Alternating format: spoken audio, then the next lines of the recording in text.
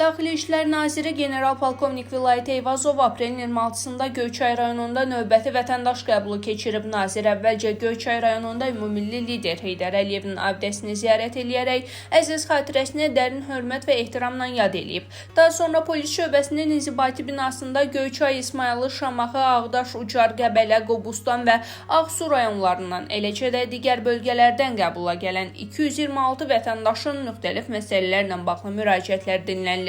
Qəbula gələn vətəndaşların müraciətlərinin operativ və qanunvericiliyin tələblərinə uyğun həlli, habelə vətəndaş məmnunluğunun təmin olunması məqsədi ilə Nazirliyin aidiyyəti baş idarə və idarə rəislərindən müvafiq tapşırıqlar verilib. Müraciətlərin böyük əksəriyyəti yerindəcə həll olunub, digərləri nəzarətə götürülüb. Səfər çərçivəsində General-Polkovnik Vilayət Eyvazov polis və daxili qoşunlarda xidmət etmək arzusunda olan gənclərin sıra baxışını da keçirib. Sıra baxışında xidmətə qəbulun şərtlərinə uyğun gələn 230 nəfər seçim turunun növbəti mərhələsinə buraxılıb.